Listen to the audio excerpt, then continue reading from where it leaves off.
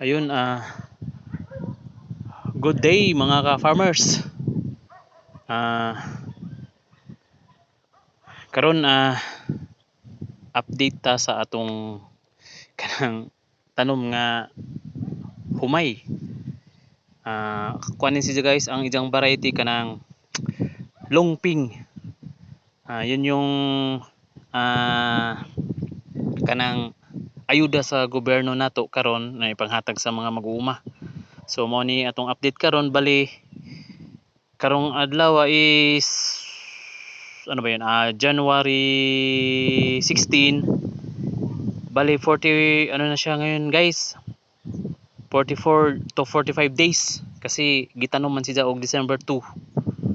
So nakapag basal na ako din, ay nakapag ano na ako din kanang third application ako ng ng abono. Ako ra magisunod tong fertilization guide ni Kuan ni Longping.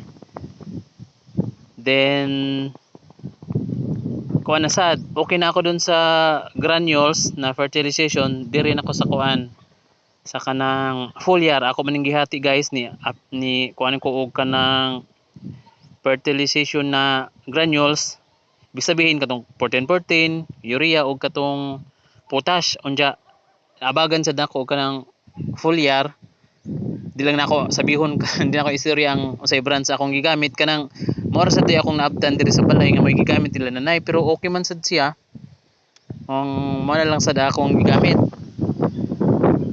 So kani mo lang si Jay kuan karon, wala na siya tubig kay dili man ni siya nasakop sa irigasyon. Bali sa kuan lang siya, saud. Tawag sa Bisaya is saud. Ibig sabihin kanang matubigan rin siya og kanang kuan kanang ulan. Then nakaraang araw nagulan-ulan kaso di kusog ba kanang ambon-ambon ra nga na muning na si Jay sagbot gamay guys, pero okay na yan, laban na yan. Sa few days siguro schedule na for fertilization kasi yung pang 50 days.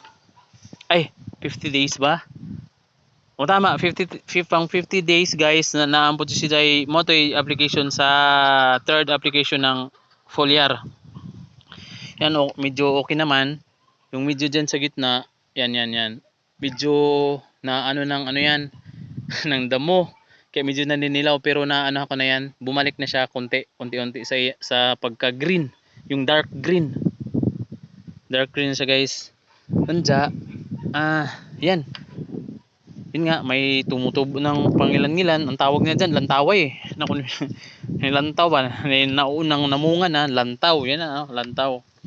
Din ito yung pinaka sa taas, wala ansa siya yung nauunang nauubusan ng tubig. Yan, kaysa dito sa baba. Yan na may mga pa siya, konti-konti pa siyang tubig. So sana magtuloy-tuloy pa yung ulan. And sa awa ng Diyos sana kawaan tayo na matuloy-tuloy yung bunga, makabunga sa din kahit yung ulan hindi naman kalakasan, basta yung makainom lang siya, makainom lang yung palay, okay na, goods na tayo dun.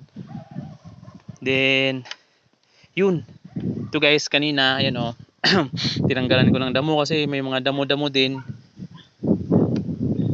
Ayan, tinanggalan ko. Ayan, medyo malinis-linis na konti. Bali itong area na to guys, di naman to kalakihan. Mula doon yan. Hindi yun kasamang guys, yung namunga na sa tito ko yan, yung namunga na. Hanggang dyan lang yung sa trabaho ko. Mga ilang lang to,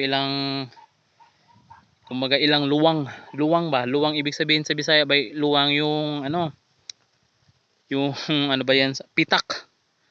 Yan. Kahon per kahon. Per pilapil, sa pilapil yung pagitan ng mga kahon dito guys. Yan try lang din natin kung ano yung kaya nating abutin sa pagsasaka ng palay. Ganitong mga baguhan tayo guys, di naman sa pagkakaila hindi naman tayo eksperto dyan. Nakiki tanong-tanong lang sa mga talagang farmers dito sa atin, sa nanay ko, sa tatay ko, tatanong-tanong, then nagbabasa. Babasa-basa ng mga ng kaalaman. Kasi may tinuturo din naman guys, lalo na sa sa YouTube, marami ng ngayon. Doon pwede ka makakuha ng idea. Then okay, yun lang muna guys. Salamat sa kunting pagsama nyo sa akin. Then update na lang ako sa time ng mag-foliar siguro ako yung 50 days. Update ko kayo guys, sama ko kayo. Sama tayo mag-spray. Yung sa spray pala yun guys, may isasabay akong yung insecticides. Kasi yung foliar ko, siya pwede sa na sabayan ng insecticide para isang anuhan lang. Para kumbaga isang gawaan lang ba. Okay guys, yun lang po muna. Maraming salamat. Bye bye. Good day.